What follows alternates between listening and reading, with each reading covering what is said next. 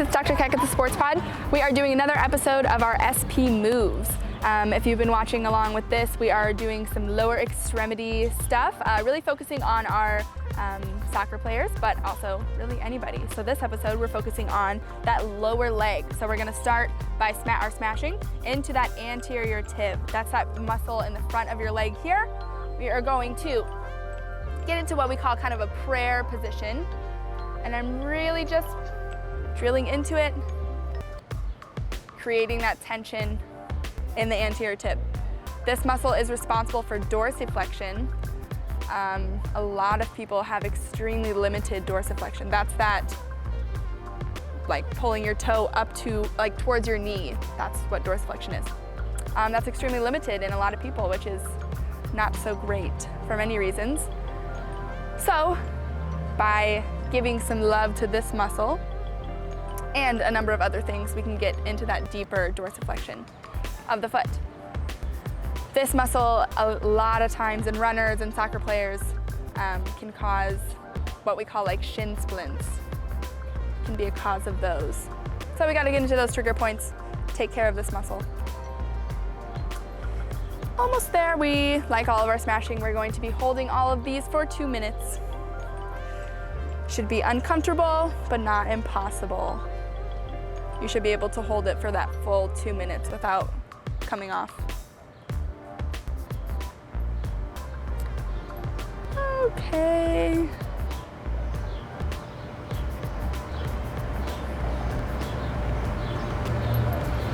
Ten seconds.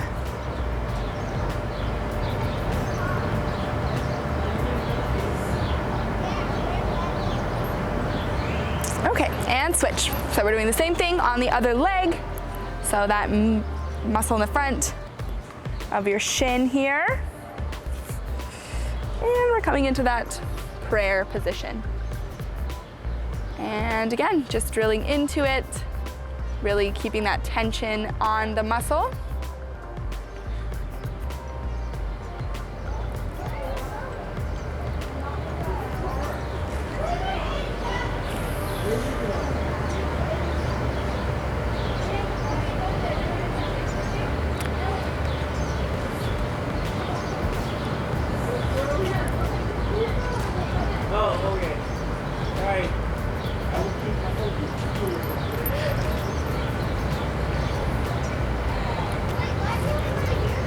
We have been getting some beautiful weather here in Dallas.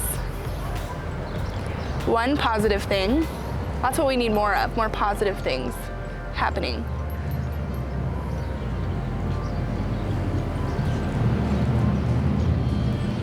But it's a perfect time to focus on yourself and really get some of those injuries taken care of that you haven't been able to spend a lot of time with.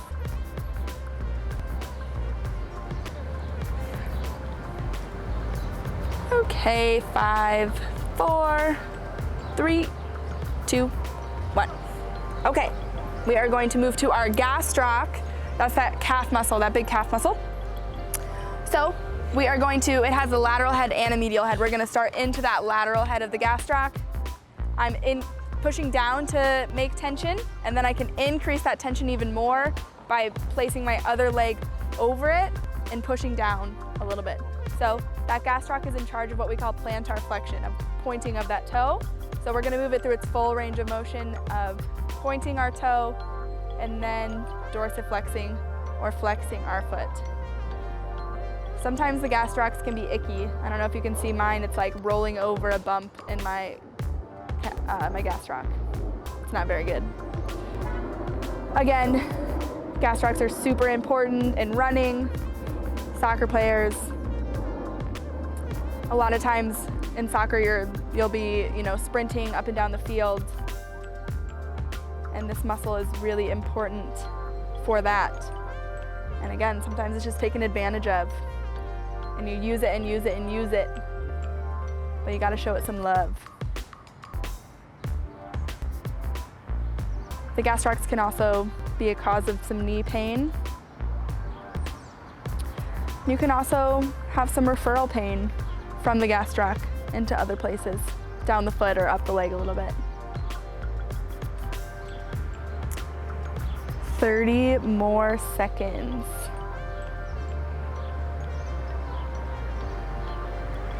Keeping it uncomfortable, not impossible. 15 seconds.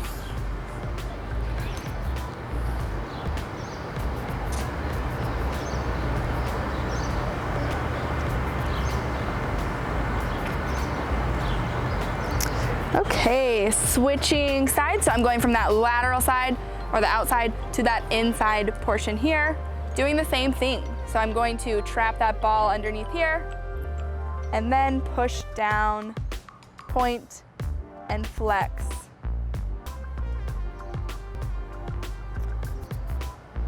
That foot.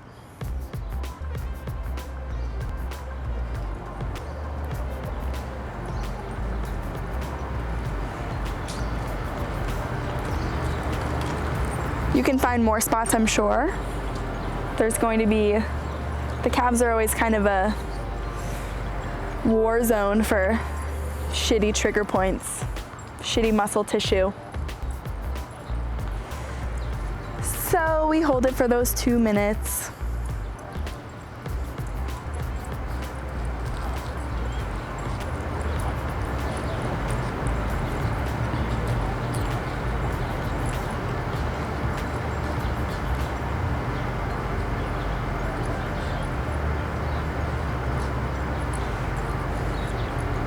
So I'm pretty sure this weekend or sometime around right now is supposed to be opening day for baseball.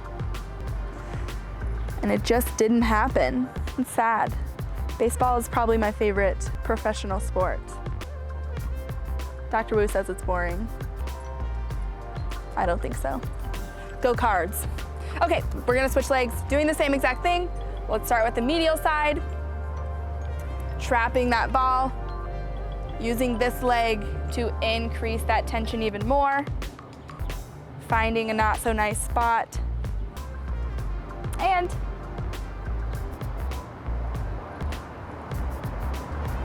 pointing and flexing that toe. Taking it through its full range of motion.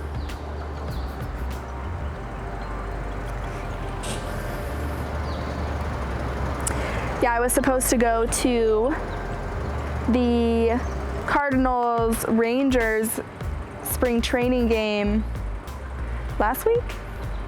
Yeah, but it got canceled. It was gonna be in the new stadium here. That would have been really cool, but it's okay. There'll be another time to go, I'm sure.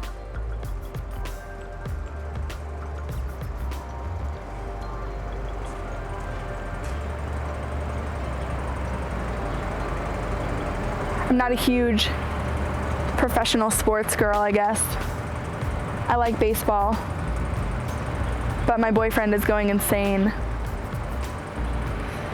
with no sports. They're watching like reruns of old games. 30 more seconds.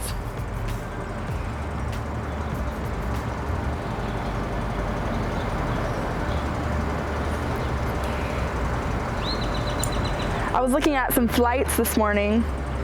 You can go so many places for so cheap right now. So for any travelers out there, get those tickets. Okay, switching to our outside here. Lateral side. Finding that spot, increasing that tension with the other leg. And, woo! This isn't good. So I was a gymnast and then I was a cheerleader my whole life, and then when I stopped, when I retired from that, I picked up running a little bit, especially like in Cairo school. But I really didn't do anything to help myself in what is good running technique, things like that. So in exploring with school and things like that, and really exploring the mechanics of running and important things to focus on, I realized that my running is not the best. The technique I was using what I was focusing on could definitely be changed. I think that can apply to a lot of people. Sometimes we just run and think it's okay, but there's a lot that actually goes into running. A lot of things that we should be focusing on as far as our biomechanics go, areas that you lack in that maybe could increase and help you get faster or help you, get rid of some kind of pain that you may be having. So with that being said, these are great exercises for those runners. Myself included, I'm guilty of not always spending time with my body after I run, and I'm paying the price now. My hamstrings are so tight that I don't think I can touch my toes anymore. But that's my own fault. I should focus on that. 5 seconds.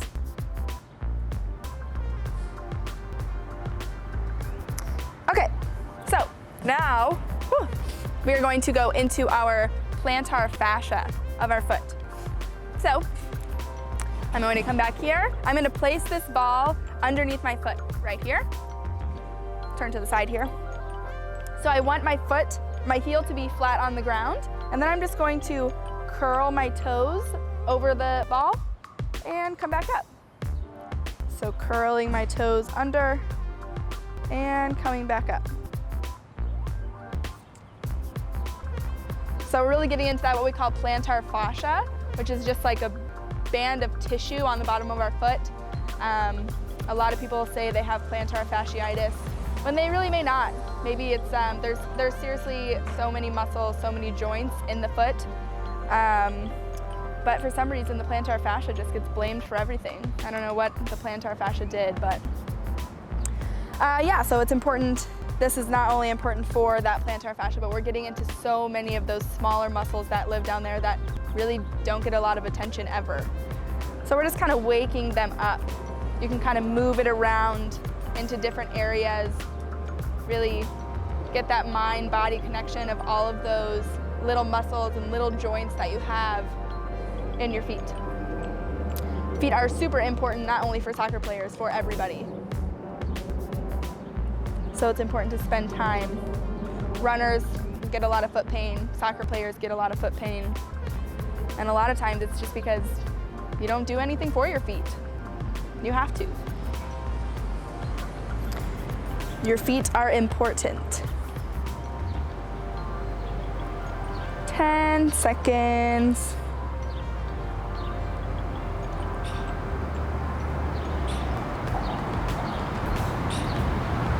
Okay, we are going to switch sides. Again, heel stays on the ground. Ball goes here. This is actually, you can also use a golf ball for this. That's a little bit smaller and can get a little bit more into those smaller muscles we have down there. But a lacrosse ball works fine. It's also interesting, you can use like a ball with like spikes, or there's like those mobility balls and things like that that have like some ridges on it.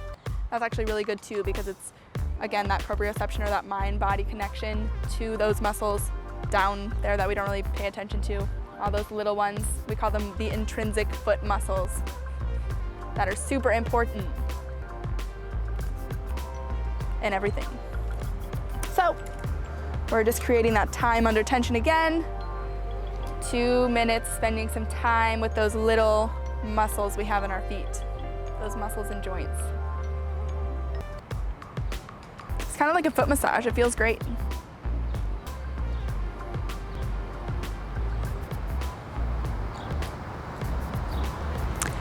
Almost there, 50 more seconds.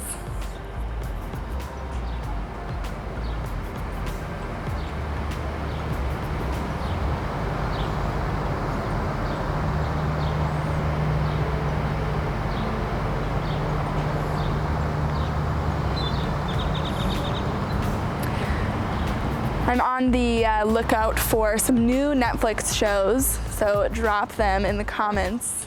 What show should I watch next? 15 seconds.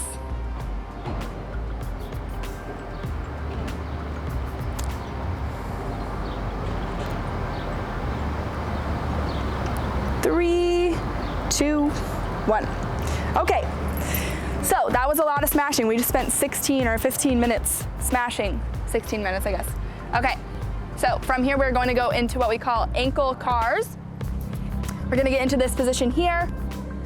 Kind of the same position if you had been watching along for our knee cars, but we're focusing on that ankle joint. So I actually think it's like, for me, I like to hold it down here because I might start to get motion from here. Again, we're isolating that ankle. So we're going to start by going into dorsiflexion or pulling those toes up toward yourself. So it's just a nice joint circle. As you can see, mine is pretty ratchety. These, for me, cause incredible cramps. I don't know if incredible is the right word, but very crampy. So we're gonna spend 1 minute each on these feet. This is super important. We're really waking up that ankle joint, getting into its entire range of motion, seeing where you have deficits. As you can see, like, I don't know if you saw that, but I have like a cranky spot there. Spend some extra time there. Make this your own. Really going through that entire range of motion. We're gonna switch feet. Same thing. Like I said, I have this one here just so I don't have a lot of movement happening up here. I want it all to be in my foot. So, again.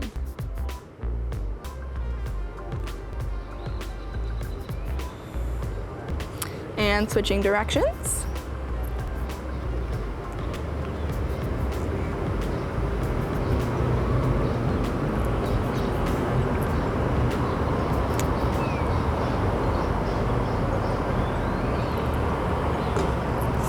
More seconds.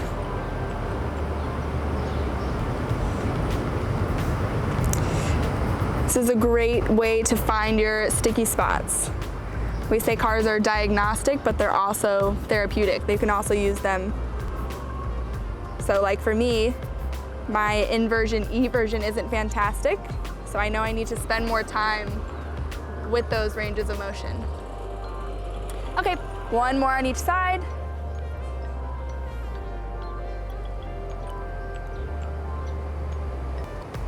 Why is it important to do ankle cars as a soccer player? If you had to guess what is like a really common injury in soccer, what would it be? What about an ankle sprain? Yeah, so you see a lot of ankle sprains, whether it's, you know, somebody slid into them, into their ankle, you know, they were running and just something weird happened and they sprained their ankle. So we can prevent that by being comfortable in that larger range of motion, by having control and more range of motion rather than it being, you know, you don't have the mobility, you just have some flexibility and then you're getting injured in those ranges. So that's why this is important. You gotta get comfortable in all of those ranges of motion in the ankle. Okay, last one here.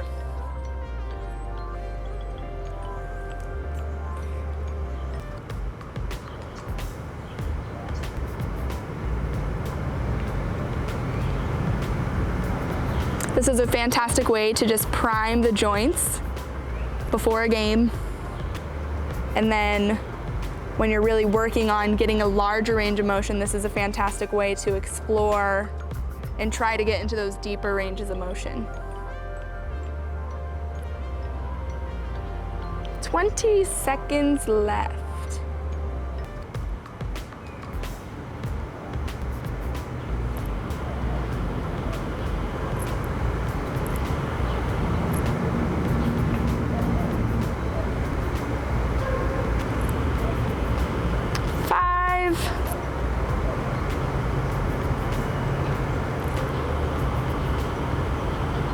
Okay, lastly, we are just going to get into what we call a deep squat. So some of you may not be able to do this completely. If you have something in front of you to hold on to, that can make this a little bit easier. What are we doing here?